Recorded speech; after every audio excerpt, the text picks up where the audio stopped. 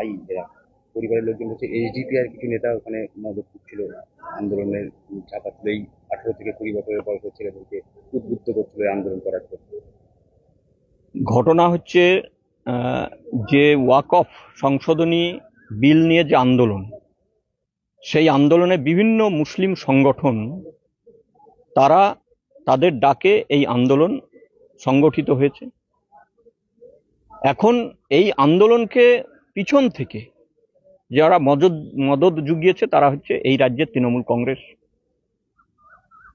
তার ফলে হচ্ছে যে বলি হলো ইজাজ শেখ। এই যে আন্দোলনের নামে যে হিংসাত্মক আন্দোলন, এইটা কখনো কাম্য না। যে ইজাজ শেখ মারা গেছে তার পরিবারের প্রতি আমরা সমবেদনা জানাই, এবং ধুলিয়ানের জাফরাবাদে যে দুজন বলি হয়েছে, একজন হচ্ছে গোবিন্দ দাস, হরগোবিন্দ দাস, এবং হচ্ছে চন্দন দাস, তারা দাঙ্গা ঠেকাতে এসেছিল, মানুষকে সরে যেতে বলেছে, শান্তিপূর্ণ যাতে ভাবে এটা গন্ডগোল না হয়, সম্প্রীতি বজায় থাকে, সেখানেও তাদেরকে বলি হতে হয়েছে। তারা সিপিআইএম এর সমর্থক দুজনেই। ফলে এটা খুবই দুঃখের, এবং এই গন্ডগোল মূলত পুলিশ প্রশাসনের পক্ষ থেকে যদি সঠিকভাবে ব্যবস্থা গ্রহণ করা হতো তাহলে এটা হতো না। এই দাঙ্গা চাইছে আসলে প্রশাসন, না হলে এই দাঙ্গা হতে পারে না। নিজের ক্ষমতা নাই, পুলিশের প্রতি মানুষের বিশ্বাস নেই। যখন চাকরিহারারা আন্দোলন করে তখন তাদের পেটে লাথি মারতে পারে, আর যখন ধ্বংসাত্মক আন্দোলন করে, হিন্দু মুসলমানের মধ্যে দাঙ্গা করতে চায় যারা, তাদের বিরুদ্ধে কোনো ব্যবস্থা নিতে পারে না এই পুলিশ প্রশাসন। আজকে কেন্দ্রীয় বাহিনীকে নামাতে হচ্ছে, এটা অপদার্থতা, পুলিশের অপদার্থতার কারণেই কেন্দ্রীয় বাহিনীকে আজকে নেমে এটাকে সাম্প্রদায়িক সম্প্রীতি বজায় রাখার জন্য নামতে হচ্ছে। বাড়ির লোক বলছে পুলিশের গুলিতে ইজাজের মৃত্যু হয়েছে। তো এই যে পুলিশের গুলি চালাতে হলো, এটা যদি প্রথম থেকে যদি পুলিশ ধরপাকড় করতো কিংবা ঠিকঠাক রাখার চেষ্টা করতো, তাহলে তো এরকম পরিস্থিতি হতো না।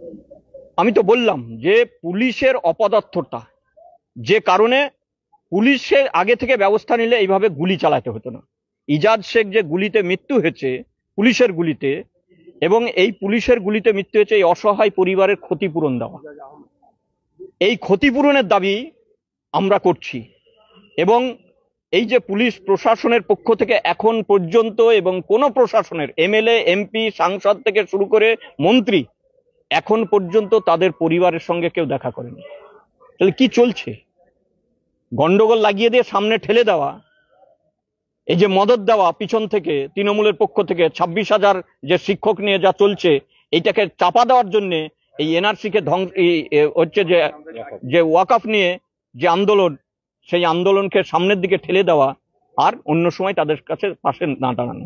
আমরা চাইছি সরকারের পক্ষ থেকে ক্ষতিপূরণ, উপযুক্ত ক্ষতিপূরণ দিতে হবে এই পরিবার।